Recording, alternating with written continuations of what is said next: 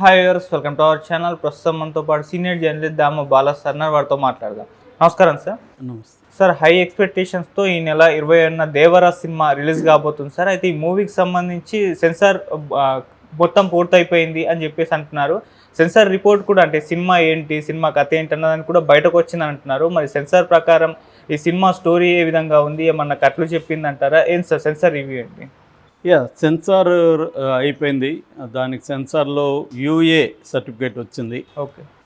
So UA అంటే ఇంకా అందరూ చూడొచ్చు.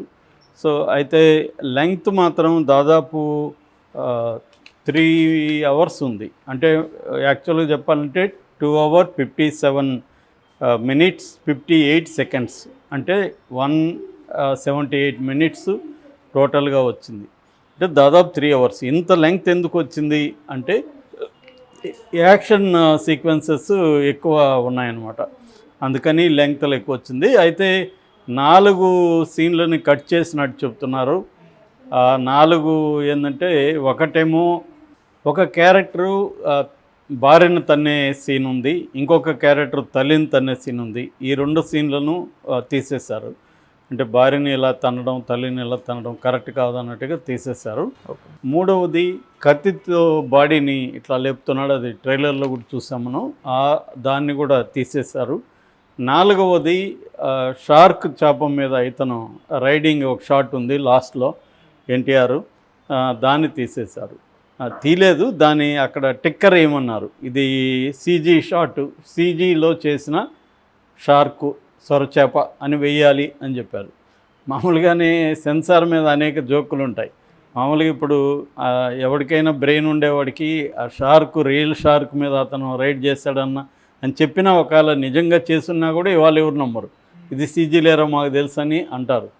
అలాంటిది ఇక్కడ మళ్ళీ సీజీ అని వేయడం ఏంటి అంటే, మనకు ఉన్న ప్రాబ్లం ఏంటంటే ఇండియాలో ఒక హిపోక్రసీ కనిపిస్తుంది. బయటేమో ఎక్కడ చూసినా సిగరెట్లు తాగుతుంటారో అన్నీ జరుగుతుంటాయి. సినిమాలో సిగరెట్ తాగితే మాత్రం smoking is injurious to health అని వేయాలి, అక్కడ ప్రమాదకరం అని. మందు తాగితేమో అదే, ఎక్కడ చూసినా అమ్ముతుంటారు, తాగుతున్నారు. సినిమాలో మాత్రం దీనివల్ల ఏమవుతుంది, కథలో ఇన్వాల్వ్ అవుతున్నప్పుడు ఇవే బయటకు వస్తే కథలో ఇన్వాల్వ్ కావడం ఆడియన్స్ మానేస్తారు. సో ఇదొక హిపోక్రసీ. అట్లాగే బయట రోజు కొన్ని కోట్ల జంతువులు తినేస్తున్నారు మనుషులు, అది కోళ్ళు కావచ్చు, మేకలు కావచ్చు, ఇంకోటి. కానీ ఇక్కడ ఒక చిన్న పక్షి గాల్లో ఎగురుతున్నా, అది కనబడినా కూడా సెన్సార్ సర్టిఫికేట్ ఇవ్వరు. సో ఆ పక్షిని గాయపరచలేదనో, లేకపోతే ప్రాపర్గా చేశామనో, లేకపోతే అది సీజీ అనో ఇవ్వాలి. అందుకని ఈ మధ్య ఏం చేస్తున్నారు, రియల్గా ఏదైనా వాడినా కూడా, ఫర్ ఎగ్జాంపుల్ రియల్ ఫామ్ వాడతారు సినిమాలో, కానీ సీజీ అని చెప్పి సర్టిఫికేట్ ఇచ్చేస్తున్నారు ఈ బాధలు పడలేక. అంటే ఒక మీనింగ్లెస్గా అయిపోతుంది. బయట సమాజంలో ఎట్లా జరుగుతుంది, సినిమా మాత్రమే ఎందుకు దీనికి బాధ్యత వహించాలి అనేది ఎక్కడా లేదు. ఇప్పుడు అలాగే ఇది సీజీఐ అని పెట్టడం అంటే ఎంత మూర్ఖత్వమో అర్థమవుతుంది. ఇక కథ విషయానికి వస్తే, కథ కూడా లీక్ అయింది, సెన్సార్ రివ్యూ వచ్చింది. అంటే సెన్సార్ సభ్యులు మినిమం 4 చూడాలి, దీంట్లో ఎక్కువ మంది చూసినట్టుగా తెలుస్తుంది. అక్కడ నుంచి మామూలుగా లీక్ అవుతుంటాయి. అలా లీక్ అయింది వచ్చి ఏంటంటే, ఇది ఎన్టీఆర్ కెరీర్లోనే హైయెస్ట్ యాక్షన్ సీక్వెన్సెస్ ఉన్న సినిమా అని చెప్తున్నారు.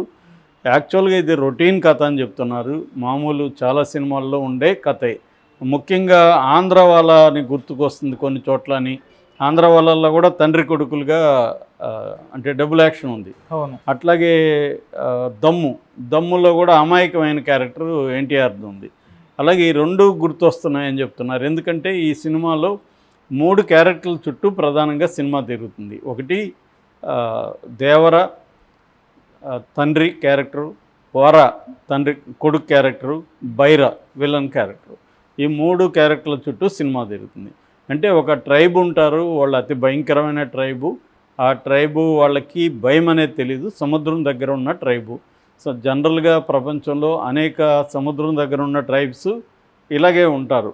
అంటే వాళ్ళు ఏం చేస్తారంటే, సముద్రంలో వచ్చే, తమ ఏరియాల్లో వచ్చే పడవల మీద కావచ్చు, షిప్పుల మీద కావచ్చు దాడి చేసి వాటిని దోపిడీ చేసి అమ్ముకొని బతుకుతుంటారు. అలాంటి ట్రైబ్ అనమాట. చాలా చోట్ల పైరేట్స్ అంటారు వీళ్ళని. సోమాలియాలో కూడా ఇప్పటికి కూడా వెరీ పాపులర్. వాళ్ళు మిలియన్ డాలర్ల సంపాదనలో ఉంటారు ఈ సోమాలియా పైరేట్స్. అలాంటి ఒక కథని తీసుకున్నారు. సో వీళ్ళకి భయం అనేది తెలీదు. అలాంటి దాంట్లో దేవర్ అనే వ్యక్తి, అతను ఎవరు ఏంటి అనేది సినిమాలో చూడాలి. ఆ దేవర్ అనే వ్యక్తి వచ్చి ఇది కరెక్ట్ కాదు, మీరు కష్టపడి సంపాదించుకోవాలి, ఎవరిని దోపిడీ చేసి సంపాదించుకోవడం కరెక్ట్ కాదు. సో నేను మీకు భయం అంటే ఏంటో నేను చూపిస్తానని ఇతను వాళ్ళకి భయం అంటే ఏంటో చూపిస్తాడు. అందుకనే డైలాగ్ కూడా ఉంది మనకు, ధైర్యం బతకడానికి ధైర్యం ఉండాలి తప్ప దొంగతనానికి ధైర్యం కాదు, మీకు కానీ అది లేకపోతే నేను మీకు భయంని చూపిస్తాను అని. అట్లాగే ప్రకాష్ రాజ్ వాయిస్ ఓవర్లో కూడా ఉంది. అంటే వాళ్ళకి కులం లేదు, మతం లేదు, భయం అసలే లేదు, సో ధైర్యం ఒకటే ఉంది. అలాంటి భయం లేని వాళ్ళకి కళ్ళల్లో భయం పొరలు కమ్ముకున్నాయి అని వస్తుంది. అంటే దేవర వాళ్ళకి భయాన్ని చూపిస్తాడు. సో ఈ క్రమంలో ఆ ట్రైబ్ లీడర్గా ఉంటున్న బైరా సైఫ్ అలీ ఖాన్ చేశాడు.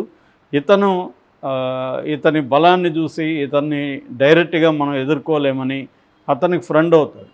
సో ఫ్రెండ్ అయిన తర్వాత సమయం చూసి అతన్ని సముద్రంలోకి తీసుకెళ్ళి ఇతను సముద్రంలో అతన్ని చంపేశాడంటే చంపాడా లేదో తెలియదు, కానీ అతను అప్పటి నుంచి ఇంకా మిస్ అవుతాడు. దాదాపు ఒక 2 ఏళ్ల పాటు కనిపించడు. దాంతో ఇక్కడ కొడుకు వర ఏమో అతి పిరికివాడిగా ఉంటాడు.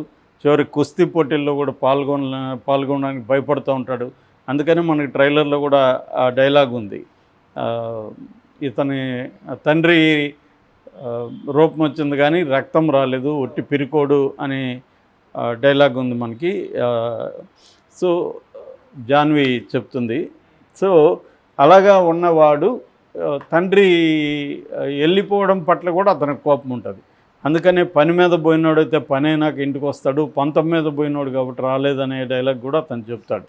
సో ఈ కాంటెక్స్ట్లో తర్వాత అజయ్ సముద్రంలో ఒక అతన్ని చూశానని చెప్తా ఉంటాడు, అదే దృశ్యం నాకు వస్తుందని. సో అలాగా మళ్ళీ దేవర వచ్చాడా, లేకపోతే వరనే దేవరగా మారి, అంటే ఇక్కడ పిరికివాడిగా నటిస్తూ తనే దేవరగా మారి తన తండ్రి ఆశయం ఏదైతే ఉందో దాన్ని నెరవేర్చాడా అనేది ట్విస్ట్ బేసిక్గా.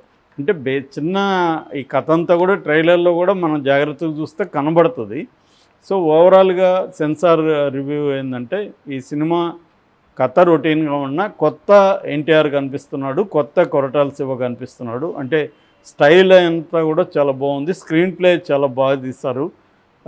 జూనియర్ ఎన్టీఆర్ ఒక డిఫరెంట్ క్యారెక్టర్ ఉంది. అయితే యాక్షన్ సీక్వెన్సెస్, వైలెన్స్ మాత్రం చాలా ఎక్కువగా కనిపిస్తుంది. ఎందుకంటే సముద్రం బ్యాక్డ్రాప్లో ఆల్రెడీ మనకు ఛత్రపతి లాంటి సినిమాలు వచ్చినా కానీ ఇది కొంత కొత్తగా ఉంటుంది. సముద్రం మీద అనేక ఫైట్లు, షార్క్తో ఇది, ఎందుకంటే ఛత్రపతి నాటికి ఇంత సీజీ డెవలప్ అవ్వలేదు, సో అట్లీస్ట్ తెలుగులో. సో ఇప్పుడు సీజీ వర్క్ కూడా తెలుగులో కూడా బాగా అడ్వాన్స్డ్ అయింది కాబట్టి బాహుబలి తర్వాత. సో దీంట్లో కూడా మంచి సీజీ వర్క్ చేశారు. చాలా వరకు ట్రైలర్లో బ్రహ్మాండమైన షాట్లన్నింటినీ ట్రైలర్లో రివీల్ కాకుండా సర్ప్రైజ్ కోసం ఉంచారు. కథను ముందుగా ఎందుకు పరిచయం చేశాడంటే ఆల్రెడీ జనాలకి కథ కాంప్లెక్స్ లేకుండా, మామూలుగా రాజమౌళి మెథడ్ అదే, రాజమౌళి సినిమాల్లో కథ పెద్ద కాంప్లెక్స్ ఉండదు, వెరీ సింపుల్ స్టోరీ ఉంటుంది. కానీ ఆ మేకింగ్ స్టైలు, క్యారెక్టరైజేషన్స్, ఎమోషన్స్ వాటి మీద ఎక్కువ వెళ్తారు.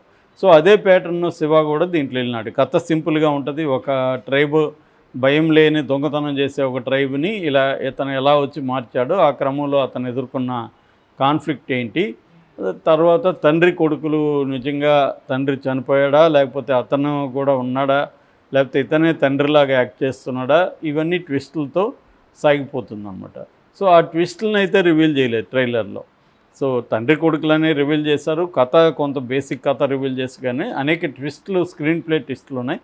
మామూలుగా శివ కథలో క్యారెక్టర్లు నార్మల్గా ఉంటూ ఒక్కోసారి ఎక్స్ట్రాడినరీగా బిహేవ్ చేస్తుంటాయి. అలాంటి ప్యాటర్నే దీంట్లో కూడా ఉంది అనేది ఇప్పుడు బయటకు వచ్చింది. సో ఖచ్చితంగా హిట్ సినిమా అనే టాక్ అయితే సెన్సార్ నుంచి మనకు వచ్చింది.